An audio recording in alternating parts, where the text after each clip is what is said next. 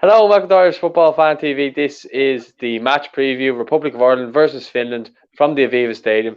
Stephen Kenny's first home game, no fans. I think that's going to be the biggest uh, talking point probably before the game is, the fact that the fans aren't there. We all know how good the fans are for the players. The players love having the fans there, and especially kind of when you get into that 60th minute mark and the crowd really drive you on. That's not going to be there this time. It's going to be a bit of a weird feel to it. You were obviously at a game the other night, Bulgaria game away. What was that like? Did you sense that the players were missing that? Yeah, I think definitely, Paul. And Stephen said afterwards it felt a bit surreal because even when the goals went in, it was just the substitutes were cheering. So you'd hardly know a goal was scored. Whereas, normally when there's fans there, people are going absolutely mental, particularly if we got a 93rd minute equaliser away from home in a competitive game. I mean, you could have had 1,000, 1,500 Irish fans behind the goal going absolutely mental. And Yeah. instead, it was just the players' reaction. So it's strange. And I think it hurts us more than other countries because we have such fantastic supporters. And if you think about it, we have a huge traveling support that most countries don't have. And that's a great lift for the team. And they've been saying, I mean, managers, players gone back as long as I've been going, which is back into the 1970s, have been saying how great the fans are, how great the travelling support, what a lift it gives to the team, particularly away from home. You're talking about the 60th minute, you get into a game, you take Bulgaria, we were 1-0 down after 60 minutes. And okay, I know we did come back and equalise, but you have to feel having the fans there would give the players a great lift. And now we're going looking at a home game when if we were normally playing at home, you wouldn't have that many away fans from Finland. I don't know. They've actually probably started to travel. We can go on and talk. They've been pretty good in the last couple of years. So, but we would have had far more fans there than them, and I think it would. It does take away some of the home advantage, not having fans. But it's also hugely frustrating for fans not to be able to go to games. Yeah, well, kind of just on that, you've obviously touched on their kind of form, and unfortunately, people won't be able to go to the game, and that's just what I'll be at the game, working at it, providing updates on Instagram and Twitter. But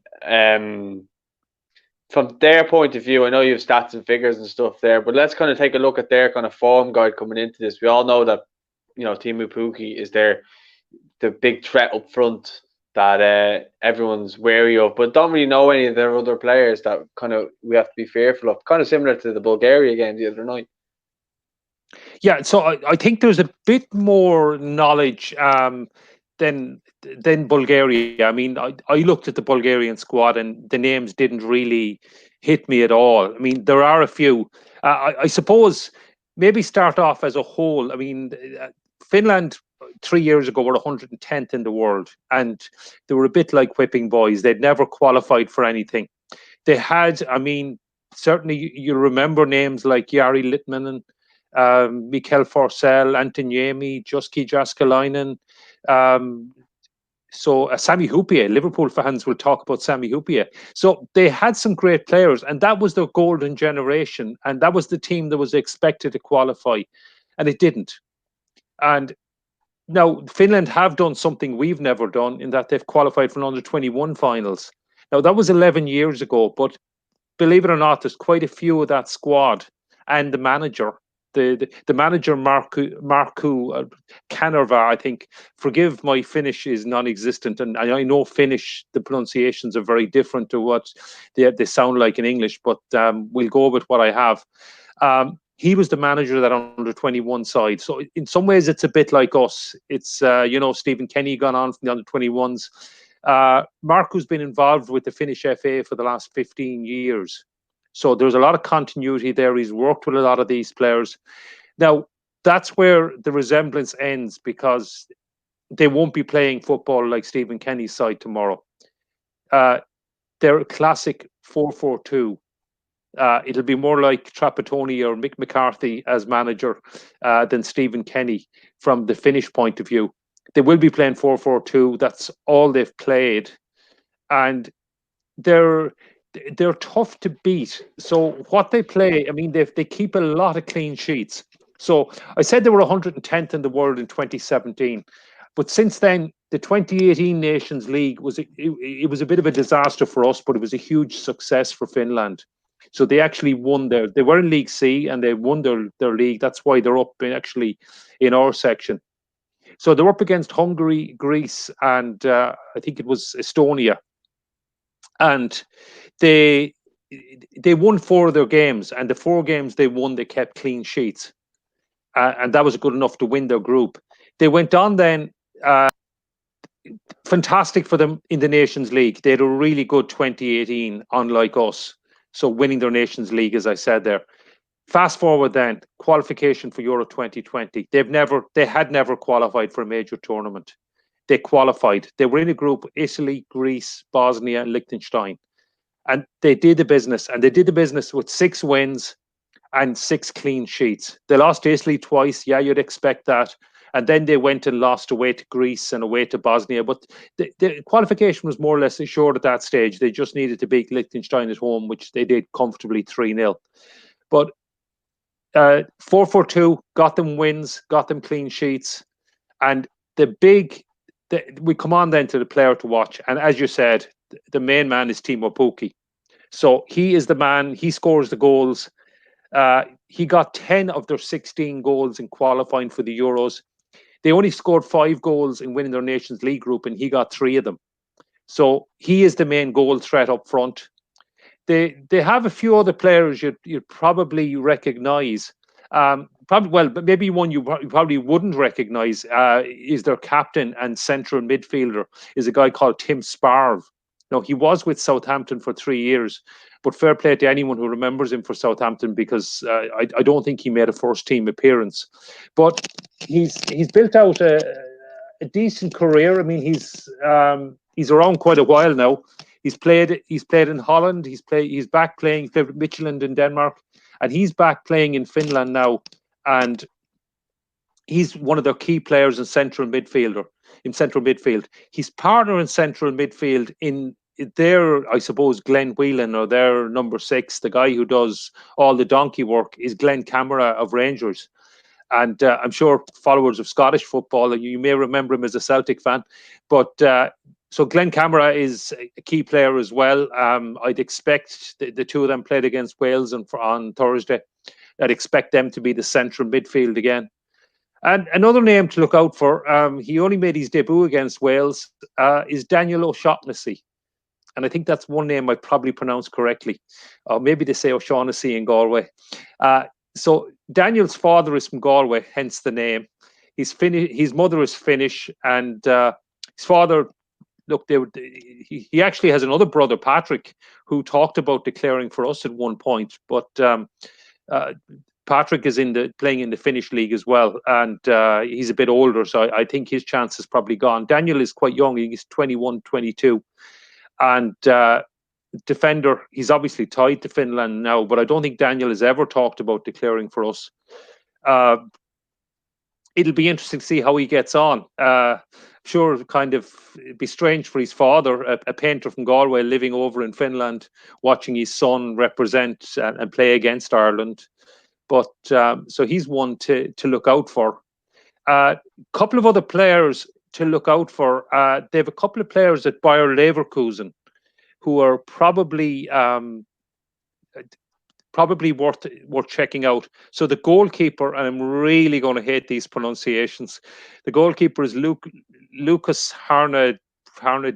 Oh my God! And a striker called Joel Pojanpolo. And apologies, folks, I'm probably murdering those, but they're kind of key players at Bayer Leverkusen, and you have to think they're going to be players to watch. Looking around the squad, I mean, there's players in the squad from QPR and Bristol Rovers, but I'm not familiar with them. They didn't play against Wales. Maybe some of the viewers can talk about that. But I think we know what to expect from Finland.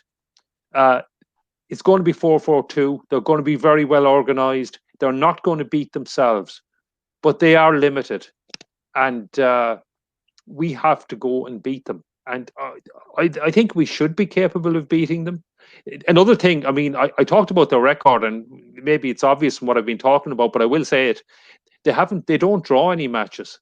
So all the competitive games in the last 3 years, they've either won them or lost them. And another thing is as I said, they've been very good at home. When they win, they keep clean sheets.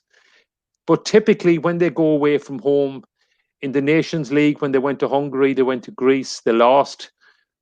When they went to Italy, when they went to Bosnia, when they went to Greece in qualifying, they lost as well. So they are very beatable, and I would hope and I would expect that we would win the game tomorrow.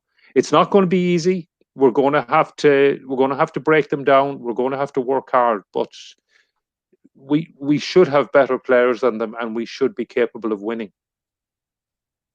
Yeah, well, I will say the only thing is that we are the draw specialists. So if there's going to be a draw against any team, it most likely going to be us. But I'll obviously be hoping for a home win.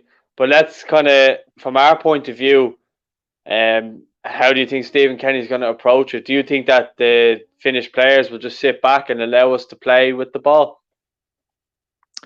Yeah, I think they definitely will. I mean, as I said, think Mick McCarthy's Ireland, think Giovanni Trapattoni's Ireland. They'll be set up. They only play one way, from what I can see and looking at some of their qualifying games. They play 4-4-2, and they've got Timo Pukki up front. And actually, Traps Ireland is probably the best example, because it's Traps Ireland with Robbie Keane. Now, he's not a Robbie Keane style player. Don't get me wrong. I mean, I have seen him in the Premiership. He's a lot more powerful and all that, but he's a goal threat. He scores goals. And that's what we had when we had Robbie Keane, with 68 goals for his country. We never really had that before, and we haven't had it since. And that's what Finland have at the moment. Timo Pukki's already on 25 goals for his country. The legendary Jari Litmanen, folks will remember him, a fantastic player at Ajax, lovely touch, beautiful player to watch. So he's their leading all-time scorer at 32. You think Timo Pukki is going to beat that in the coming years, because and that's what we're going to expect. I'm sure what Stephen's going to expect from Finland. They're going to sit back. They're going to let us have the ball. They're going to be very well organised. They're going to have two banks of four. They're going to be very difficult to break down. They're going to work very hard. And then on the break, they've got a really deadly informed striker who can score goals. And if they're going to beat us, we'll probably have 60-70%. We'll probably have more chances, and maybe they'd make it 1-0 with a goal from Timo Pukki. I think we know what to expect. It's to be careful. We need to keep the back door shut. We got to be very wary of him, be very careful. And we need to be patient, and we need to open them up. We need a cutting edge. I think we're going to have the possession. I don't think there's any doubt about that. They are beatable. I mean, they are a limited side. They got a couple of players at Bayer Leverkusen, as I said. They got Timo Pukki, who, as far as I know, he's still at Norwich. But I'm hoping and expecting he ends up playing in a top league somewhere in Europe. And I'm saying this from a very, very selfish point of view, because I think once he leaves Norwich, I think Adam Ida is going to be their main man up front. And so I'm hoping he moves on. But as far as I know, he hasn't. I haven't actually seen any transfer speculation. Maybe you're more up to date on that than me. But so he is going to be the threat, and that's what we're going to expect. So it'll be interesting to see what side Stephen Kenny picks. And I suppose one advantage, we said the downside of not having fans. One possible advantage of not having fans in the Aviva tomorrow night is, if we need to be patient, if it's 0-0 going into the second half, going into the 60th, 65th, 70th minute, I think if we had fans in the Aviva, you may have a situation where some of them might get on the team's back and say, "Oh, we're drawing 0-0 at home to Finland. We should be scoring goals. Lump it long, hoof it up to Adam Ida instead of trying to pass the ball through." And so might be a slight advantage from that point of view. But then, having said that, I mean, I remember so many great nights when the crowd are just roaring the team on, and when the team need a lift, they look to the fans and they get it from the fans. Yeah, that energy. I think this game though, I don't think Pukki's in form. Like I can't remember the last time he scored a goal for Norwich. I don't think he's come off the back of a really good season, being relegated. I don't think he's as big a threat as he was probably the season before he came up with Norwich to the Premier League, and I think that's when he got a lot of his goals. But kind of looking at what obviously we'll have to be wary of him. I mean, Kryev, we've never heard of him before, and he got in and he scored the other night. So yeah, I know what you're saying, but at the same time, we just mentioned Adam Ida there. I believe Stephen Kenny done a press conference earlier, name checked that he will not be starting David McGoldrick. So it could be another opportunity for Adam Ida to start, or will he go with Shane Long? That'll be interesting to see what happens there. But I think this could be a game for someone like an Aaron Connolly or an Adam Ida to get off the goal score records for Ireland. They want to get themselves the first goal and really start progressing. I say that more towards Connolly because how do you say it? Ida. He doesn't like it being called Ida. He tweeted the other day saying Ida and laughing faces. So it's Adam Ida from now on for anyone watching. Apparently that's is it okay? Well, I've been wrong, and funnily enough, Paul, I actually tried to check this out because I was sitting in Frankfurt Airport yesterday morning, and I was actually laughing because I saw two different tweets, and both of them quite angry that his name was being pronounced wrong, but both of them had used it's Ida or it's Ida. And I said, well, one of them is not only angry, but he's also wrong. I actually took it from his tweet that he wanted it to be Adam Ida, and that's actually what I've been saying. So apologies, Adam. I am sorry because if I've been getting your name wrong then as well. Anyway, I think this is an opportunity for one of those strikers to get a goal. Or will he go with Maguire or Robinson? Who knows? But I think if we can stick with a similar front three, and start using our pacing behind. But I think we need to get the ball up quicker. And I think maybe if he starts a Harry Arthur or something like that, will dictate the play. And my starting 11, I don't know if you've seen it or anyone's watched it.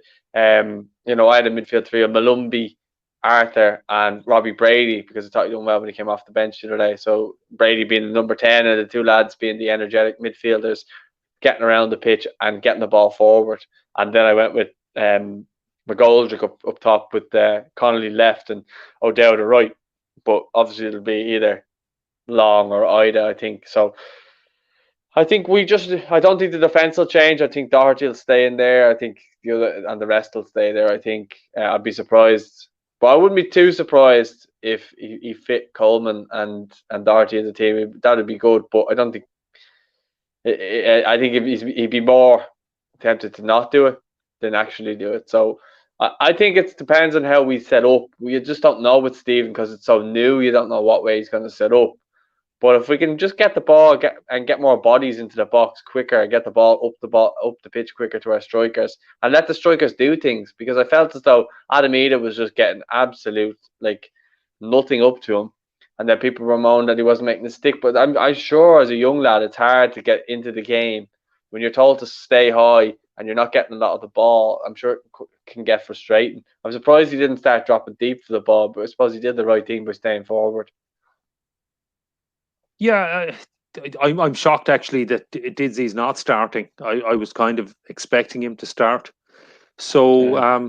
I'm not sure he's going to make as many changes as you think either, though, because what I will say, I mean, the players are still in pre-season, and it's a funny September window. If you take I know the season only finished for the end of July, so look, it's funny times. But I think Thursday night will stand to our players because they have another game, and certainly by the time Slovakia comes around in October, we'll have a lot more games under our belt. So I still think he'll play. Probably James McCarthy in the holding role. I will say Robbie Brady. I think that's a good shout. He made a real difference when he came off the bench, and I think he will start. I'd like to see Callum O'Dowd start again because I thought he had a fantastic first half and faded. And Even if we got it that 45 minutes again, it would be great. Yeah, I agree, Paul. It's the cutting edge. I'm not sure whether it's getting the ball forward quicker or not. I don't know if that's Stephen's style, but definitely we need to develop more of a cutting edge. And the big thing Robbie Brady will bring us is his set piece delivery. And I know maybe I'm going back to the Mick McCarthy Ireland or the Trapattoni Ireland or Martin O'Neill.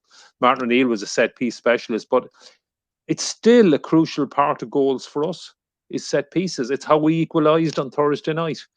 And I'm sure we'll develop more under Stephen when we have more of a creativity on the pitch and pass the ball more and maybe create some chances. And it is the fact of creating chances for our strikers. But I think set pieces are going to be crucial. And I agree with you. I think Robbie Brady will start, not just for his set piece delivery, but what he showed off the bench. Another thing I'd like to name check, because my man of the match on Thursday night was Aaron Connolly. And the FEI actually tweeted out a heat map for Aaron Connolly today from, I think it was from Stats Sports, and really impressive. Yeah. And he was, look, watching him and knowing what I know about football, I was really impressed with him, with his energy, his performance. And then it's nice to see what I think being backed up by the stats. And it looked good, and I think Aaron is certain to start tomorrow as well. Yeah, he is a horrible bastard, let's be honest. Like, you'd hate to play against him. He's just one of those. He's relentless. He doesn't stop.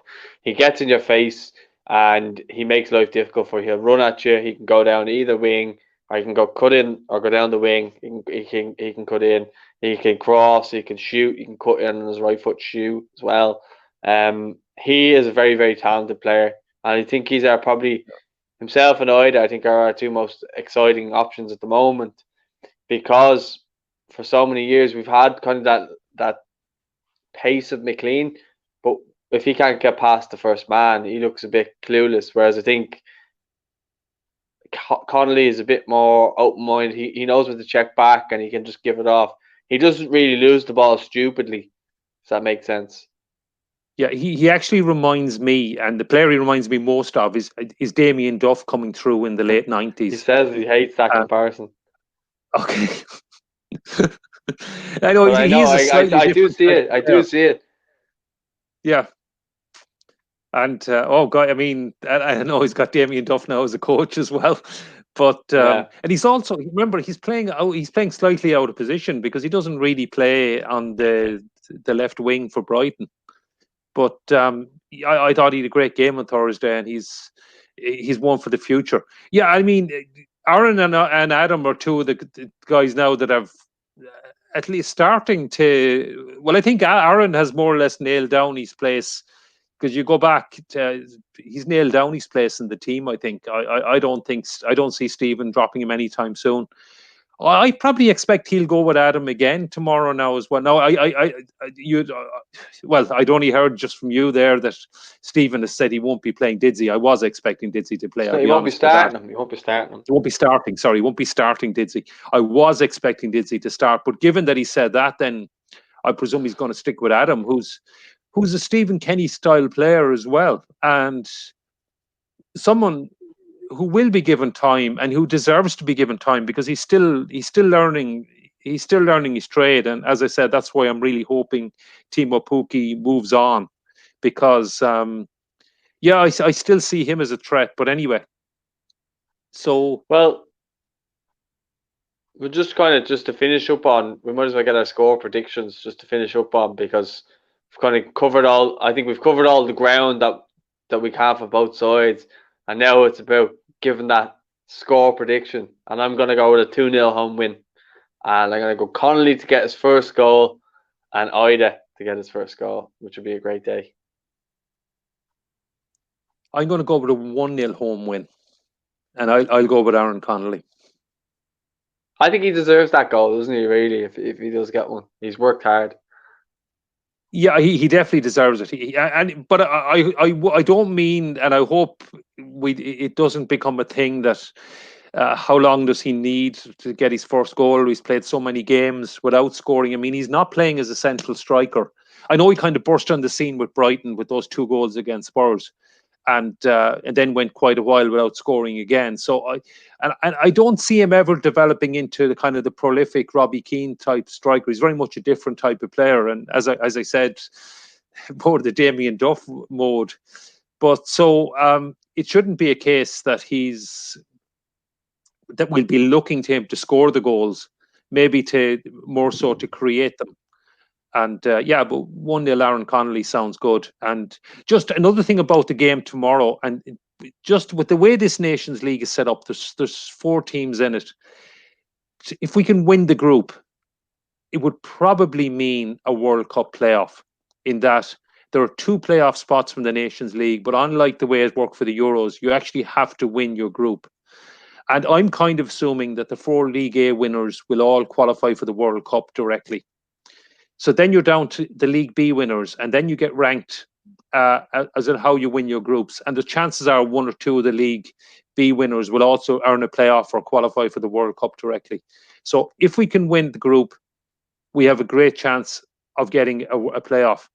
Unfortunately, Wales went to Helsinki and won, and they have Bulgaria at home on Sunday. I'm expecting Wales to beat Bulgaria in Cardiff.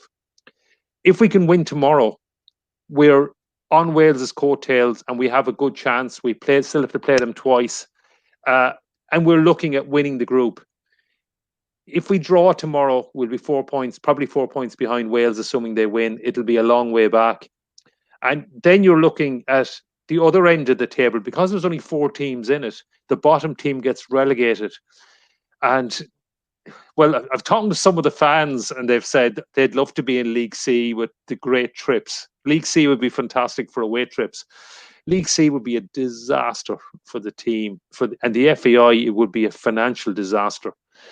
You end up down in League C. You get I don't know, trips to Albania and places like that, Moldova, wherever else. So we don't want to get relegated. And it was actually a thing that was concerning me. I was thinking, if we lost on Thursday night and we were losing 1-0, I said, if things go wrong, we could well ending up in a relegation battle. So I think a win on Sunday is important. It keeps World Cup. I know I'm looking ahead to 2022, but it keeps us in with a shout of a World Cup playoff, which won't be played until March 2022. And the one thing I do see about this squad and this side is I think we're going to get better. Now, it may take time, but I think even the team that starts the World Cup qualifying campaign, I think we'll finish it better than when we start. And that's why I really hope Stephen is given time. And if we could find a way to get a playoff, I think winning a World Cup group is probably unrealistic. If we could get a way to give ourselves a playoff and stay in contention until March 2022 to qualify for Qatar. So winning tomorrow and hopefully doing the business against Wales, if we could win our Nations League group, I think it would be enough to get us a playoff in the end. And so it is important not just to look forward to Slovakia, but a win tomorrow would give Stephen Kenny his first win, real boost for the players, and buy some time. Yeah, no, I agree with you. So I think we'll leave it there in terms of our match preview. Let us know your predictions in the comments. Don't forget to like the video. It usually helps out the channel, and don't forget to subscribe as well. We're on a road to 10k now, so any sort of help, if you enjoy the channel, just simply press subscribe. It takes 2 seconds to do. And if you haven't checked out our merchandise, head over to irishfantv.myshopify.com, get yourself a nice t-shirt and help support this channel grow. Thanks very much for watching. Huge thanks to Gary for all his knowledge and wisdom, and we'll speak to you all soon. Thanks for watching.